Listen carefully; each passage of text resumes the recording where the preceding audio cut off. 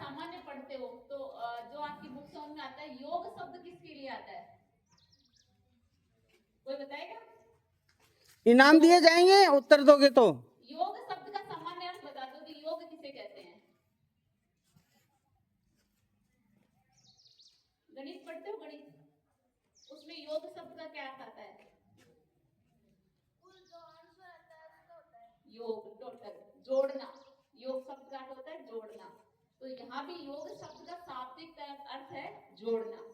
वैसे योग का अर्थ योग समत्वम उच्यते, यानी योग हमको सभी परिस्थितियों में सम स्थिति में रखता है। यानी कभी दुख आए, कभी सुख आए, कभी हार आए, कभी जीत आए, कभी एग्जाम में नंबर कम आए, कभी एग्जाम में नंबर ज्यादा आए, कभी खुशी आए, कभी दुख आए, लाभ हो हानि हो, हर स्थिति में हमको जो सम स्थिति में रखता है, यानी हम अपने आप को बैलेंस करके रखते हैं, संतुलित करके रखते हैं, वही योग है।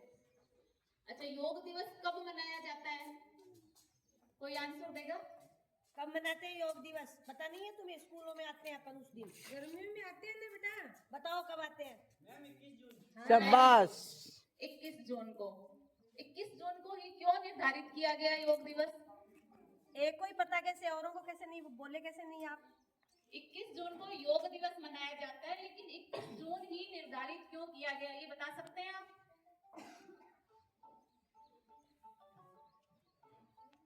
अच्छा, साल में सबसे बड़ा दिन कौन सा होता है और सबसे छोटी रात कौन सी होती है? किस दिन होता है?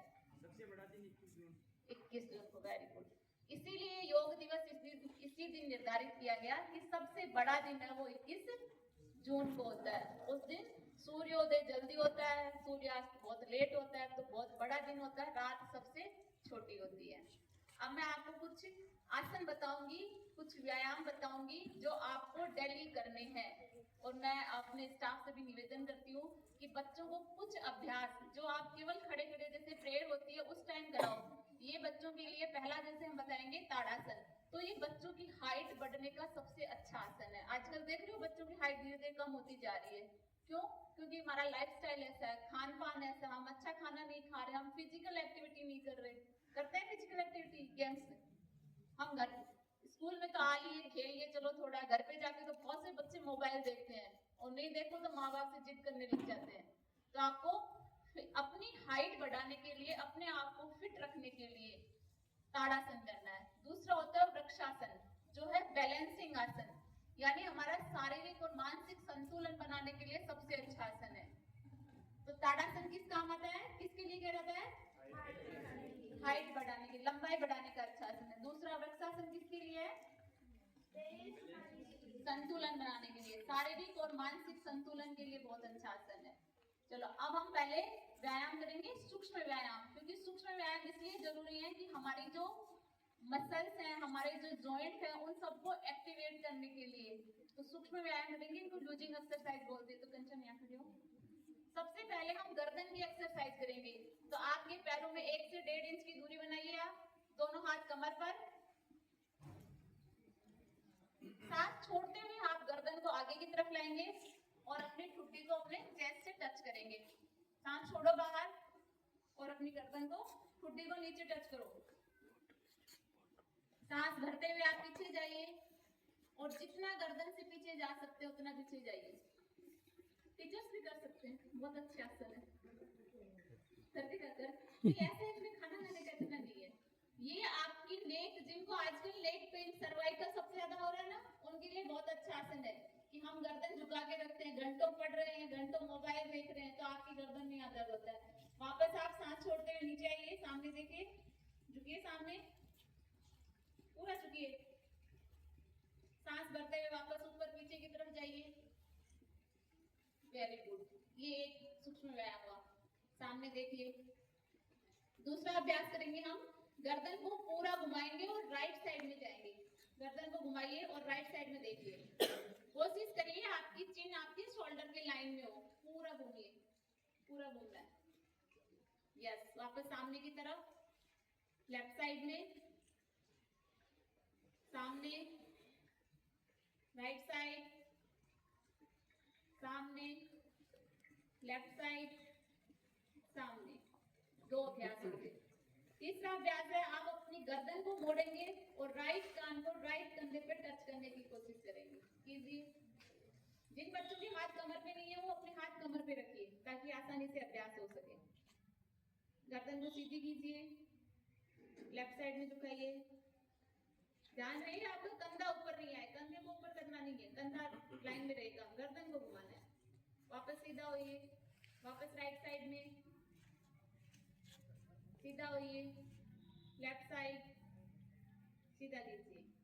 अब आपको अपनी गर्दन को घुमाना है, तो आप सामने झुकेंगे, गर्दन को झुकाएंगे, फिर गोल गोल घुमाएंगे, क्लॉकवाइज और एंटी क्लॉकवाइज 5-5 बार कीजिए। 1 2 3 4 5। अपोजिट साइड घुमाएंगे गर्दन को। 1 2 3 4 5। रिलैक्स। तो ये थे गर्दन के अभ्यास। 4 एक्सरसाइज होती हैं। आप अपनी गर्दन को आगे झुकाएंगे, फिर पीछे राइट साइड देखेंगे, लेफ्ट साइड देखेंगे, फिर अपने कान को राइट साइड टच करेंगे, लेफ्ट साइड टच करेंगे, फिर अपनी गर्दन को क्लॉकवाइज और एंटी क्लॉकवाइज। ये अभ्यास उन सभी को करना है जिनको गर्दन में दर्द है, और जिनको नहीं है उनको भी करना है, क्योंकि आगे दर्द नहीं हो। तो आप अपने घर में जाके भी बताएंगे। होता है ना कई बार मम्मी को दर्द होता है, रोटी ले ली सिर पर या कुछ रख लिया और दर्द होने लग जाता है, तो आप उनको अभ्यास बताइए। अभ्यास बताएंगे तो उनको दर्द नहीं होगा, इससे आराम मिलेगा। नेक्स्ट करेंगे हम अपने अंगुलियों के एक्सरसाइज। दोनों हाथों को सामने की तरफ लीजिए, अंगुलियों के बीच में जितनी दूरी कर सकते हैं उतनी दूरी करिए। आप मुट्ठी को बंद करिए, खोलिए, बंद करिए, वापस खोलिए, बंद, वापस खोलिए। तो ये अंगुलियों की एक्सरसाइज है। यहाँ सूक्ष्म जॉइंट है ना, स्मॉल जॉइंट से आए तो उनके लिए है ये। नेक्स्ट करेंगे अपन कलाई की एक्सरसाइज। तो अंगूठा अंदर, अंगुलियां बाहर और मुट्ठी बंद कीजिए। अब अपनी कलाई को घुमाइए, क्लॉकवाइज और एंटी क्लॉकवाइज। पहले क्लॉकवाइज घुमाइए। 1 2 3 4 5। Opposite side. 1 2 3 4 5। रिलैक्स, दोनों हाथ नीचे। तो कई बार क्या होता है कि हम पढ़ते रहते हैं, कंटिन्यू लिख रहे हैं किसी चीज को, तो अपने हाथों में दर्द होने लग जाता है, या कोई ऐसा काम कर रहे हैं तो अपने हाथों में दर्द हो जाता है। कई व्यक्ति होते हैं जिनका कंट्रोल कम हो जाता है और उनके हाथ की मुट्ठी बंद नहीं होती आराम से। तो पहले से ही प्रैक्टिस करके रखिए कि हाथ की मुट्ठी को खोलें और बंद करें जब भी आप फ्री हो। इस एक्सरसाइज को करें। दूसरा, अपनी कलाइयों में दर्द होता है तो उसके लिए आप कलाई को राइट साइड और लेफ्ट साइड यानी क्लॉकवाइज और एंटी क्लॉकवाइज दोनों तरफ घुमाएं। दोनों हाथों को अपने कंधे पे रखिए, हाथों को, यस। अब हाथ को फैला करके सामने की तरफ ले आइए। चलो घुमाओ, घुमाने वाला घुमाओ, रोटेशन करो इसका। आगे हाथ आएंगे तो आपको सांस छोड़ना है, और जब आपके हाथ पीछे जाएंगे तो आपको सांस भरना है। ये कंधों के दर्द की एक्सरसाइज है, इससे कंधों में दर्द कभी नहीं होगा। अपोजिट साइड कीजिए, यस। इसका नाम क्या है? स्कंद चालन, स्कंद घूर्णन। हमारे ना स्कंद किसको बोलते हैं? कंधों को। कंधों का हिंदी में नाम है स्कंद। रिलैक्स। अब करेंगे ताड़ासन। दोनों पैरों के बीच में थोड़ी सी दूरी बनाएं, दोनों हाथ सामने की तरफ लाएं, सामने की तरफ। दोनों हाथों को इंटरलॉक करें आपस में, अंगुलियों को। हथेली बाहर की तरफ निकालें और सांस भरते हुए हाथ ऊपर ले जाएं, पूरा ऊपर लाएं। जब आपका बैलेंस बन जाए तो आप अपने पैरों को, एड़ियों को ऊपर उठाइए और पंजों के बल खड़े हो जाइए। मैं 10 तक काउंटिंग करूंगी, आप इसको फोल्ड करके रखें। 1 2 3 4 5 6 7 8 9 10। रिलैक्स। इस आसन का नाम है ताड़ासन, हाइट बढ़ाने का। ताड़ का पेड़ सुना है, बहुत लंबा होता है, तो वैसे ये अपनी हाइट बढ़ाने के लिए होता है। अब हम करेंगे तिर्यक ताड़ासन।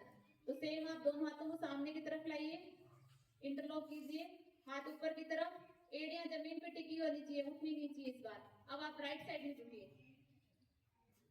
आप राइट में झुक रहे हैं तो आपके लेफ्ट में खिंचाव आना चाहिए। जिस साइड झुके हैं उसके अपोजिट साइड आपका पूरा राइट लेफ्ट का पता नहीं है तुम्हें? आधा दिन हो रही है। दाएं दाएं तरफ दाई तरफ उनका उल्टा, जो मैडम कर रहे हैं उनका उल्टा अपने को होना है, वो अपने सामने है। एक साइड में सारे काम खिंचाव आ रहा है, वापस सीधे हो जाइए, अपोजिट साइड झुकिए पूरा। इस आसन का नाम है तिर्यक ताड़ासन, यानी हम टेढ़ा झुक रहे हैं। पहले था ताड़ासन, अब है तिर्यक ताड़ासन, सीधे हो जाइए। तो ये बच्चों के लिए बहुत अच्छा आसन है, इससे स्ट्रेचिंग बहुत अच्छी होती है। साथ ही अगर किसी का वजन बढ़ा हुआ है और उनको मोटापा कम करना, अपनी कमर को पतला करना है, तो पूरा स्ट्रेच करना है और इससे पूरे आराम से खिंचाव होता है और हमेशा के लिए फिट रहते हैं हम। नेक्स्ट करेंगे हम वृक्षासन। वृक्ष किसको बोलते हैं? पेड़ को, ट्री का नाम होता है। तो ट्री की तरह हमको बैलेंस बना के रखना है। अगर हम शारीरिक रूप से और मानसिक रूप से स्वस्थ हैं तो हमारा बैलेंस बना रहेगा, हमारी बॉडी का बैलेंस बना रहेगा। और अगर हम बहुत चंचल हैं, बहुत तेज सोचते हैं या फिजिकली बहुत एक्टिव हैं, तो हमारा बैलेंस नहीं बन पाएगा। तो आप राइट पैर को ऊपर उठाइए और अपनी जांघ के अंदर की साइड में लगाइए। दोनों पैरों को, दोनों हाथों को फैलाते हुए ऊपर ले जाइए। Yes, very good. बैलेंस बना के रखें।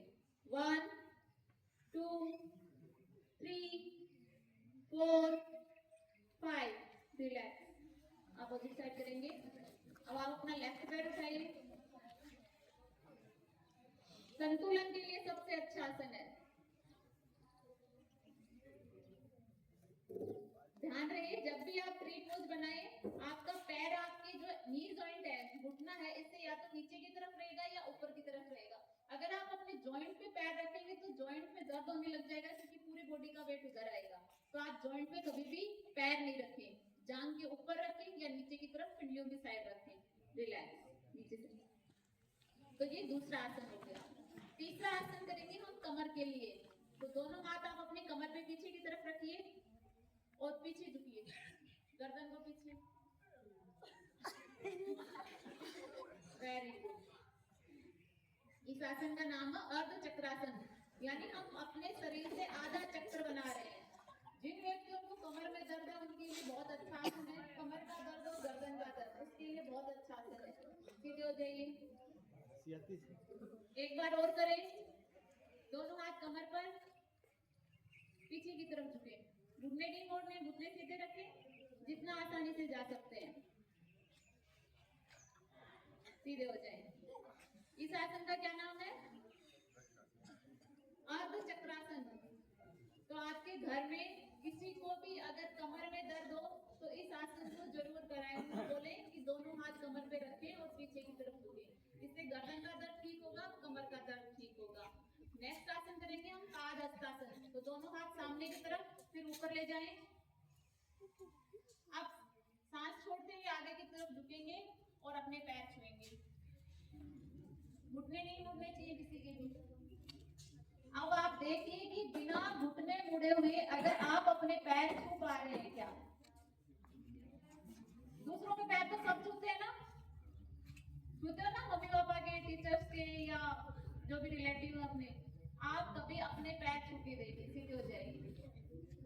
तो आज से आपको नियम बनाना है कि दूसरों के पैर छूने से पहले अपने पैर छूने हैं। वो प्रेयर सुनिए आपने, दूसरों की जैसे पहले खुद को जय करें। सुना? यही है। हम बहुत कहते हैं कि जिसको भी कमर में दर्द है, स्टिफनेस ज्यादा है, वो व्यक्ति अपने पैर नहीं छू पाएगा घुटने मोड़े बिना। तो आप अपनी स्टिफनेस को, अपनी जकड़ाहट को, कमर दर्द को दूर करने के लिए अपने पैर छुएं। हमेशा सुबह उठते ही आप बेड से उठेंगे, उठते ही आपको ताड़ासन करना है और ताड़ासन के बाद आपको पाद हस्तासन करना है। ये दो आसन जरूर करने हैं, 2 मिनट भी नहीं लगेंगे आपको। और ये सबके लिए है, चाहे हम छोटे बड़े बच्चे घर में जो भी है, सबके लिए आसन है। तो ये आसन जरूर करें। नेक्स्ट करेंगे हम त्रिकोणासन। तो दोनों पैरों को दूर दूर फैलाएं। राइट पंजा बाहर की तरफ, दाएं पैर बाहर निकालें, बाहर की तरफ निकालें पैर को। दोनों हाथ कंधे की ऊंचाई के बराबर फैलाएं। अब राइट साइड में झुक जाएं, घुटने नहीं मोड़ने आपको। मनोज क्या कर रहे हो? एक समान तो रखो। आवाज नहीं करना बिल्कुल। इस आसन का नाम है त्रिकोणासन। जिनको भी कमर दर्द है, ज्यादा जकड़ाहट हो रही है,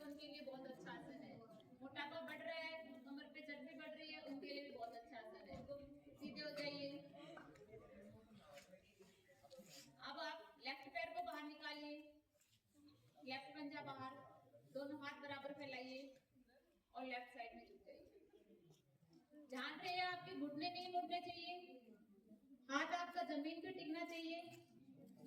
ऊपर वाले हाथ को देखना है, गर्दन को घुमाइए, ऊपर वाले हाथ को देखिए। सबसे हो रहा है आसानी से? वेरी गुड, सीधे हो जाइए। इस आसन का क्या नाम था? त्रिकोणासन।